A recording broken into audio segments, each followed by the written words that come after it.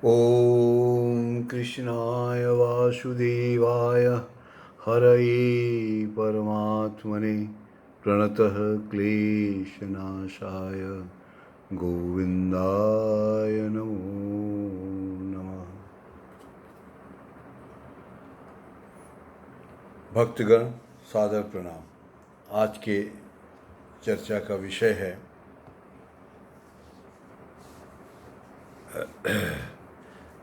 नाम गान में सदा रुचि।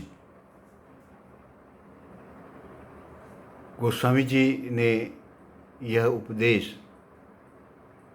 सभी शिष्यों को बसु जी के माध्यम से दिया था। हरिदास बसु के माध्यम से दिया था। आइए हम सब उनका वर्णन करते हैं। तो नाम गान में सदा रुचि, सर्वदा भगवान के नाम जप कीर्तन आदि में रुचि रहना, ये लक्षण है। ये लक्षण किसके हैं? जब हृदय में भाव जन्म लेता है तो नाम में रुचि उत्पन्न हो जाती है। आसक्ति स्तन गुणाख्याने, भगवान की लीला तथा गुणों के कीर्तन के प्रति आसक्ति का बढ़ना।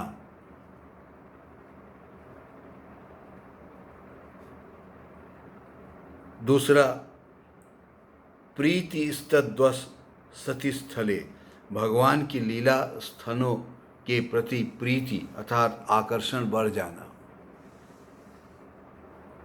इन सब भावनाओं के अंतःकरण में उदय होने पर ही उसमें वास्तव में भाव का अंकुरित हो रहा है, ऐसा कहा जाएगा। ये सब लक्षण भक्तगण में आने से भक्तगण के मन में भाव अंकुरित हो रहा है। इसके बाद प्रश्न किया गया, इन सब लक्षणों के रहते हुए भी किसी किसी के भीतर कीर्तन के भाव देखा जाता है, इसका क्या कारण है?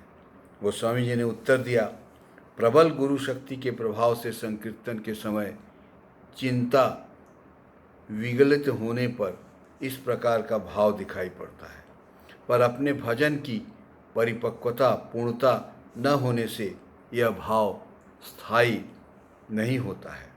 भजन नष्ट होने से या अपराध होने पर गुरु शक्ति म्लान हो जाती है, तब भाव भी नष्ट हो जाता है।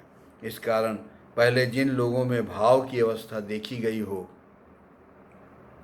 गुरु शक्ति के म्लान होने से उनमें इस प्रकार की भाव की अवस्था नहीं दिखाई पड़ती। दूसरा प्रश्न हरिदास बसु ने किया, भगवान भाव से क्या कोई उपकार होता है? गोस्वामी जी का उत्तर, अवश्य होता है। इससे शरीर के गुणत्रय सत्य रज और तमोगुण नष्ट होते हैं। मन काम क्रोध आदि के बंधन से मुक्त हो जाता है। प्रश्न, कई लोगों का कहना है कि इस प्रकार भाव को प्रधानता देने के कारण देश का सर्वनाश हुआ है। कर्म ही मनुष्य के जीवन की महानता का लक्षण है। उत्तर, जो लोग इस प्रकार कहते हैं, धर्म के संबंध में अभी तक उनमें जिज्ञासा उत्पन्न नहीं हुई है। जो लोग नित्य बद्ध जीव हैं, नाना योनियों में भ्रमण करते हुए संसार की कठिन यंत्रणा को भोग करते हुए त्रिताप की ज्वाला में वे दग्ध होते रहेंगे। सर्वदा काम क्रोध आदि के दास रहकर वे नरक यंत्रणा पाते हैं। प्रश्न, तो क्या मनुष्य कर्म को न करे? उत्तर, मनुष्य बिना कर्म किए नहीं रह सकता। भगवान जी इनके द्वारा जो कर्म करवाएंगे उन्हें वही कर्म करना ही पड़ेगा। इस कारण भगवान के प्रति समर्पण भावना से कर्म करना चाहिए। प्रश्न, कर्म समाप्त हो गया है, किस प्रकार समझा जाएगा? जब वासना कामना न रहे। उत्तर, प्रश्न, कर्म द्वारा क्या कर्म समाप्त नहीं हो सकता? उत्तर, कर्म द्वारा केवल कर्म बंधन और बढ़ सकता है। निष्काम कर्म द्वारा कर्म समाप्त हो सकता है, पर मन में वासनाओं के रहने से निष्काम कर्म करना बहुत कठिन है। प्रश्न, वासना की निवृत्ति किस प्रकार होती है?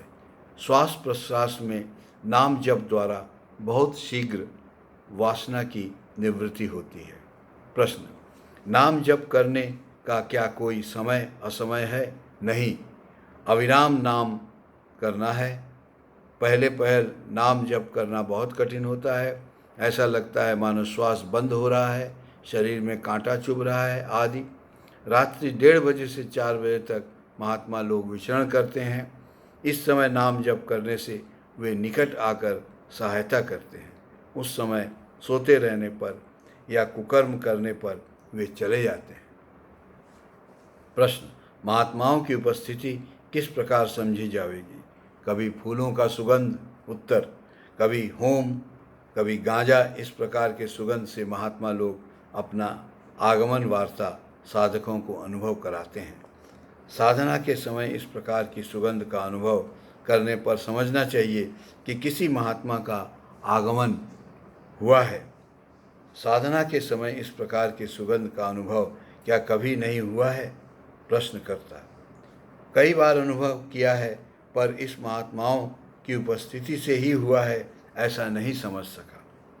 उत्तर, नाम जप में आलस्य मत करना। नाम की कृपा होने पर ऐसी अवस्था होगी कि तब नाम किए बिना नहीं रह सकोगे।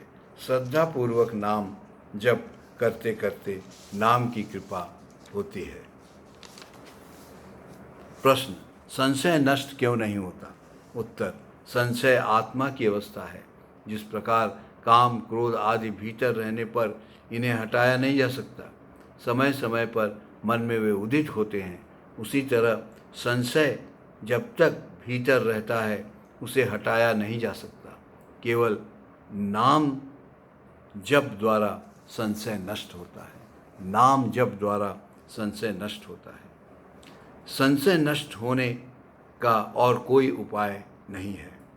इस प्रकार गोस्वामी जी के निकट विभिन्न संशयों की निवृत्ति हो जाने पर हरिदास बाबू बहुत आनंदित हुए।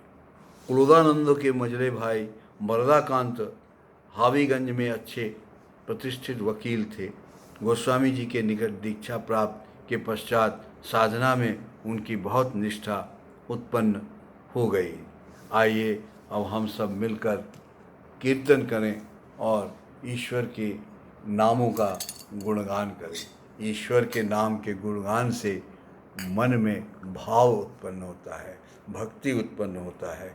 जब तक भाव और भक्ति उत्पन्न नहीं होगी तब तक साधक आगे बढ़ रहा है यह निश्चित नहीं किया जा सकता है। हरे कृष्णा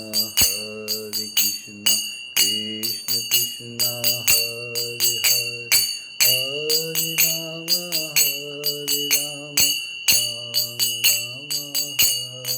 हरे,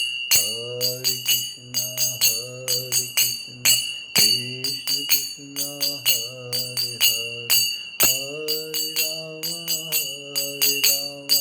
राम राम हरे हरे, हरे कृष्णा कृष्ण कृष्णा हरे हरे, हरे राम राम राम हरे हरे। जय श्री राम।